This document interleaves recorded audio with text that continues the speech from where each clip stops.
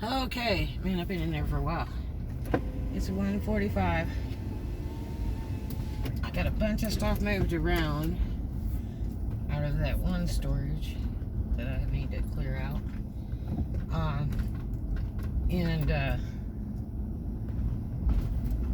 So I got a bunch more stuff loaded in, so I have a little more organization. But I need way more room in that other one in case I've just got to load a bunch of stuff in there that's not packed. But I got a bunch down. I was kind of on a roll, so I hated to stop because I was really moving and grooving. And I didn't want anything to fall down, so I went ahead and moved some more boxes around. So that way I'll hold it up for the time being. But I really got a lot done. It's more like I can see clearly now. The rain is gone.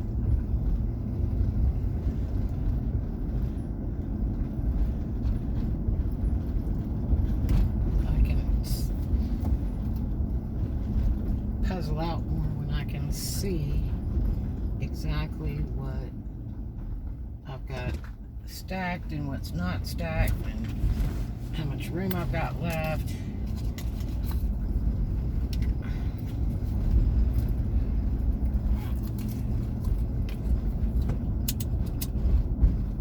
I just hope I don't get too tired for today. I'm wiped right now. Ooh. And rolling the sweat. But the thing is, there wasn't people coming in and out and a bunch of Mickey Mouse stuff going on. So it was pretty quiet. I heard somebody on the back end, maybe loading or unloading. But they were way far from me. They were way in the back of the building. And I don't know what it is you were doing, Mac, but really I have to go. Let me jump off that phone plan for a minute. Do a little texting thing. Let me roll. Please. See, here's a nice red light for you where you can play all that mess right now. Oh, my hair is soaking wet. Whoa.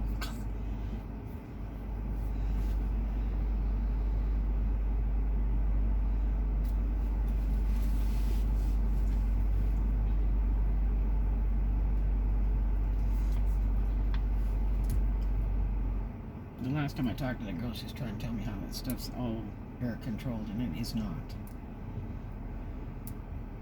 I'm not the only one that's complaining about it. Like, well, our prices are good because we have air control, but it's not. Better check it again, get some thermometers up.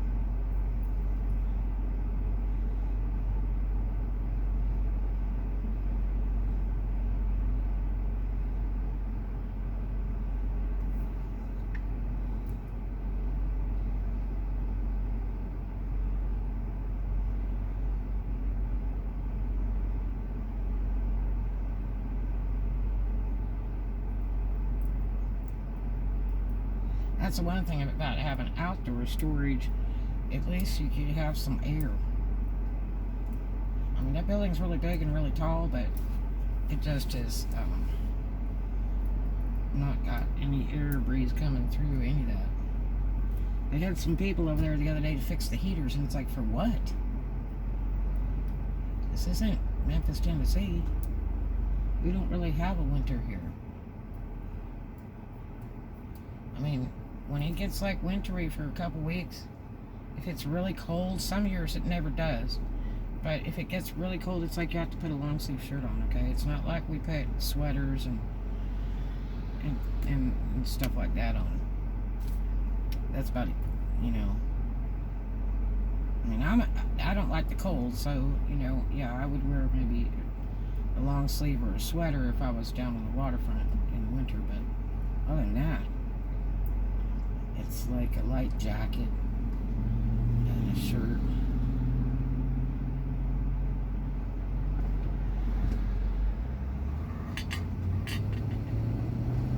Oh, nice workout. But I have to move stuff around because I'm packing that that stuff in against that back wall. I've got to get it in order so I'll be able to find it if there's something I need to get.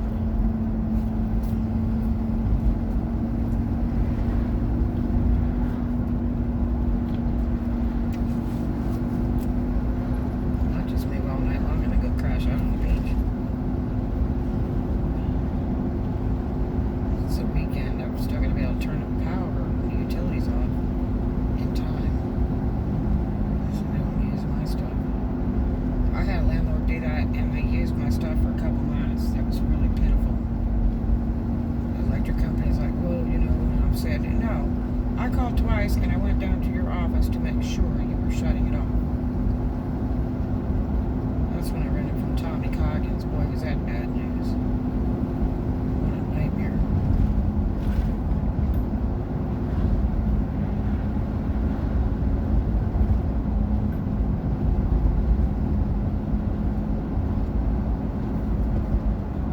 Talking to somebody last night, and they said, oh yeah, old Chuck got a place over there, said it's real nice over there at Coggins.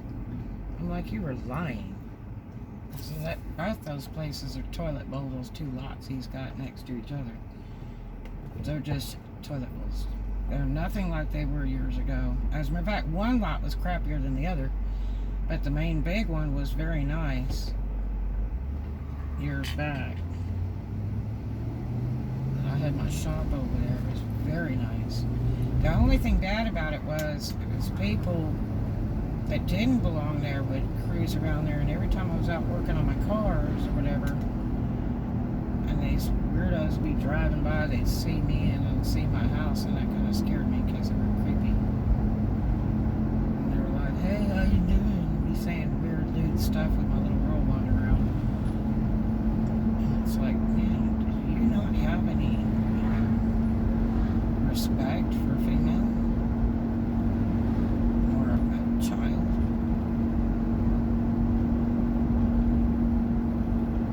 I don't keep any liquor in the house, and I don't drink. The only time I'll have liquor is if I'm doing the yard, and then I buy beer to make my mix for my grass because it makes it really green, or wine for my pasta sauce. Other than that, I don't keep liquor in the house, and I don't drink. Quit that years ago. So it doesn't say open bar and come hang out for the weirdos. It's like, are you that desperate that you gotta cruise around in your car and like try to pick up on chicks?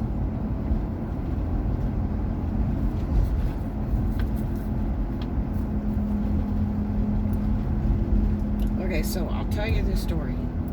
I needed to start it when I was back there. Okay, so I left California and I moved to Oklahoma because my aunt, Roseanne Couch, was out there. And she had a total abstract company in like 4 different places that she owned outright, buildings and all. And then she had rental complex apartments. And there was like 4 apartments to a square. And it was like, I don't know, 4 or 6 sets of buildings, I don't know. Down on, I think the street was Van Street, V-A-N-N, I think, and it was only like, you know, 2 blocks from the Walmart. But anyway, so when I had my hair salon, I was dating a guy that was supposed to be divorced, or in the process of being divorced. He lied a lot. I found out later. Lied to me. So I had found this house, I guess through my babysitter. Some people had moved out and they had this house on their property, and it was a retired farm, and it was all kind of flat land, and then they had this real nice little house in the back, and it had like a little ranch in the back there right next to the house, but they didn't have any animals. And I said, wow. And I can't even remember what I was paying for that. I think it was like $250 a month, $300, something crazy like that. As their house, they babysat for me, and their house was like 100 feet from that house or something like that, maybe 200 feet. And so I could park my Camaro. I had a 77 red Camaro, and that I bought used, slightly used, and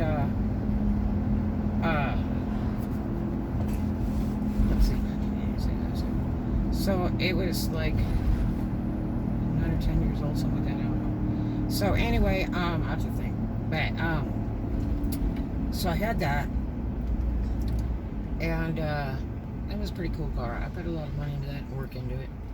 Chromed the whole engine on top, chromed it on the bottom. You could eat your breakfast off of it. Hello, wake up and smell the coffee, mate. So anyway, this guy might have been drunk before he started driving today. It's the weekend. Weekends are Mitch Michelob, I guess. So anyway, I thought, wow, this is really neat. So my babysitter's right up front. All I got to do is walk up there. I don't know if this is a good plan. I'm thinking it's not. There's too many people. Yeah, there's way too many people. So, I thought, wow, I could have a pony for my baby girl right there out the back door. Because you love animals, you know, they're great for kids. And they told me I could if I wanted to. And you know, you get them pretty cheap back then. In other states now, today, people are giving them away for free because they can't afford to feed them. That's been for several years. You get free horses all day long. And so anyway, I said, well, this is real nice. There's nobody around me but the babysitter, which they were quite elderly. They were very nice country folk. And even invited us to dinner a couple times, and they were relatives of a girl I was going to college with. She was a little bit older than me, and they were just really nice country folk. And Okies are real friendly, except a lot of them. I used to say, yeah, I left Oklahoma because I couldn't see the sun for the clouds, which is really true. I can't stand all that negativity. So, another beggar, pro beggar. So,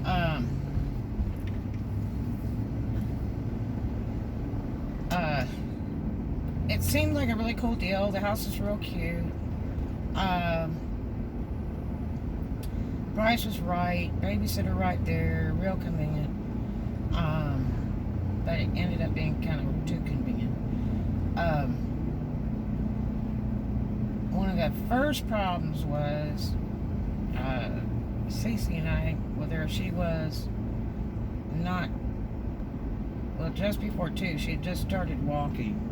She walked very late. She was born with a hip click. It was just horrible. I thought she would never walk. And was looking at a ton of leg surgeries for her. It was really scary.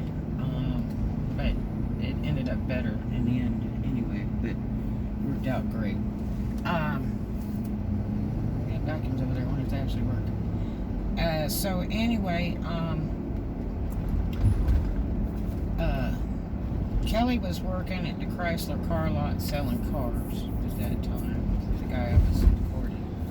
Kelly Thomas O'Brien. So he, right here, or they're doing their frisbee thing. So this is Ferry Park. It's real neat. People do frisbee stuff here. They have a little path here and stuff. It's pretty cool. So anyway,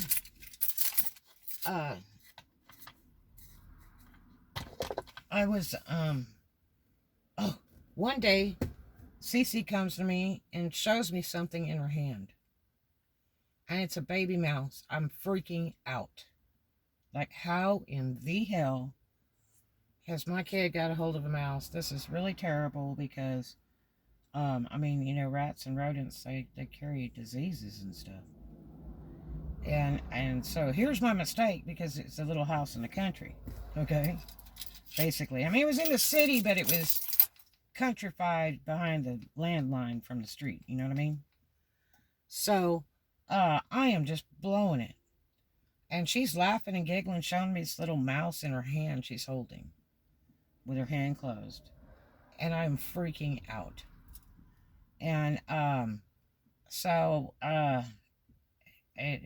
get her to drop it, and it just runs somewhere.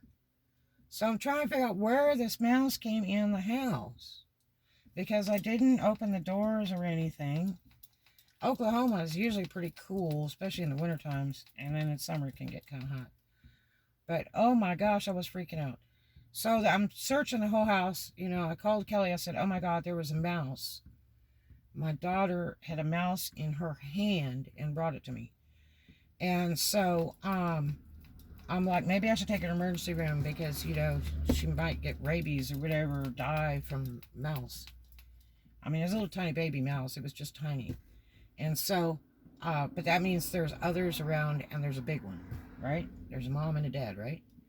So he says, well, look around the house and see if there's a hole. I said, a hole for what? And he's like, well, you know, like a hole in the floor, or in a corner, or the door's not meeting the corner, because a mouse can come in and their skull will collapse so they could slide through a really small space. And I'm like, no. So I'm looking all over, looking in the cabinets, everything. Under the kitchen sink, I pulled up this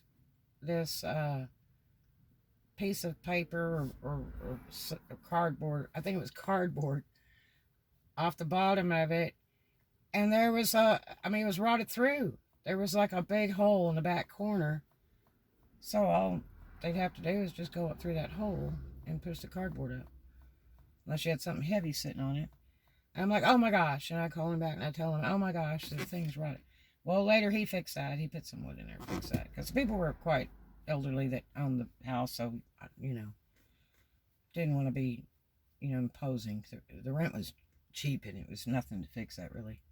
You just put some wood down, cut some wood, put it down, and hammer it down, or leave it there, or whatever. So then the next thing was, we were towards the back of the house. When you went in the front, you had the dining room. You could see the kitchen from the dining room. It was just a little tiny house. I think it was like a 1-bedroom. And my daughter always slept with me anyway, so that's all we needed.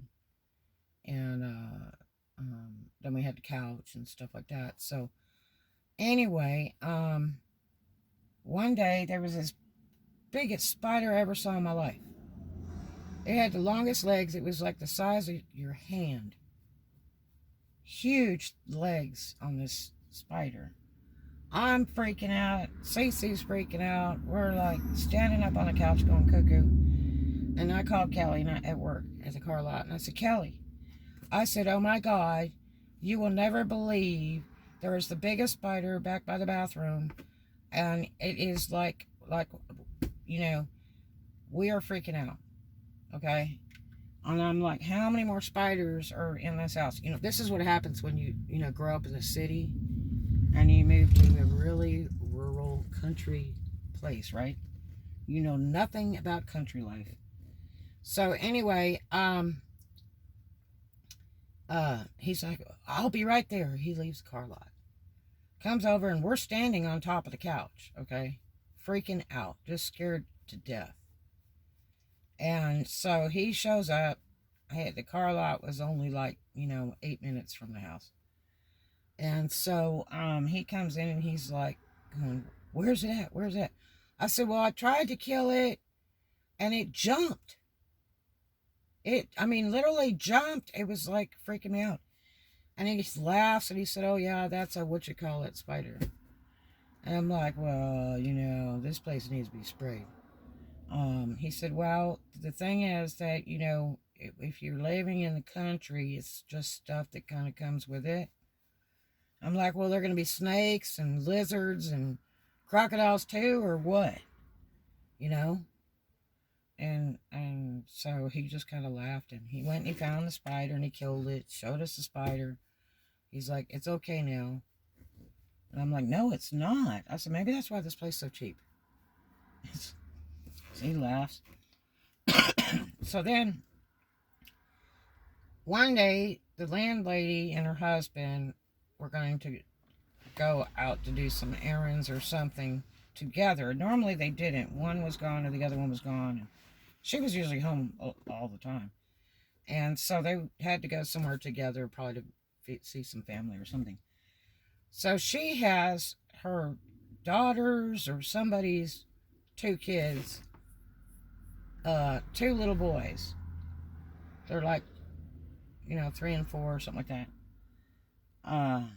Or maybe 4 and 5. And she says, look, can you do me a favor? She calls me. Can you do me a favor? It's like, what?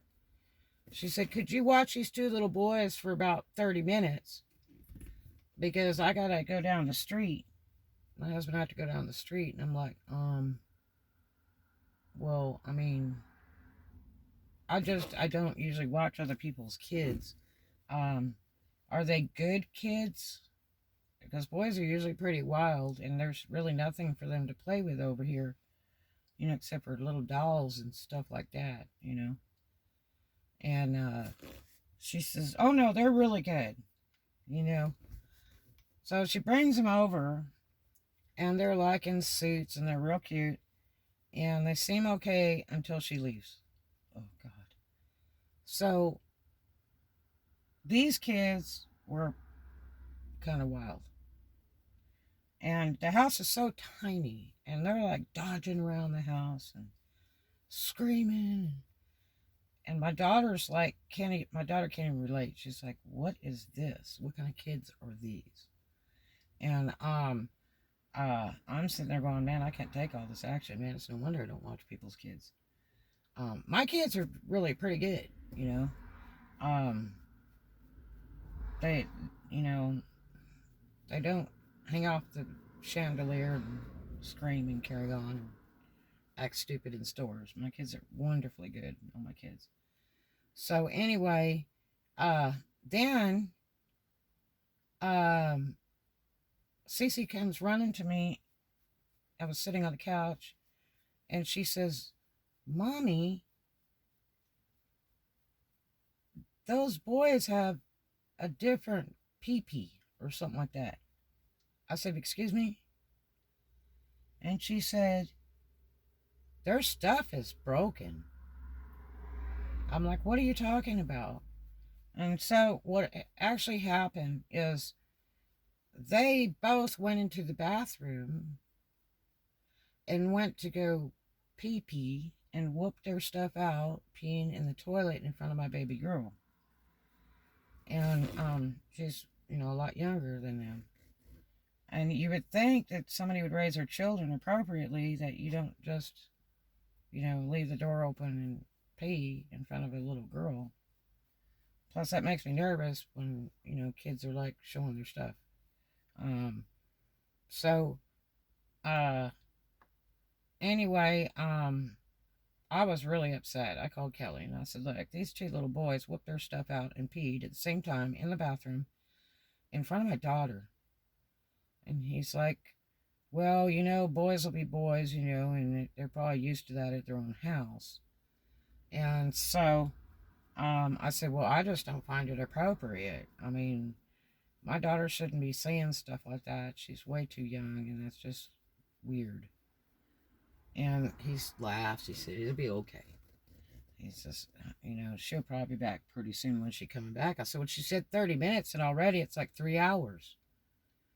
And he says, oh. And he's like, is she paying you? I said, well, no. And I said, but, I hope she comes back really soon, because this is just not my hang, babysitting people's kids. And I didn't want to be rude because she's my landlady, And so she was gone like a total of 4.5 hours or some crap. Finally shows up, and she's kind of a country farm big woman, and she's kind of loud, and she's finally had come back there, and she says, okay, so thank you so much. Sorry we took a little bit longer than we planned. And I was like, okay. And she took those two little boys in their suits and took them with her up to her house. Thank God. Oh my gosh.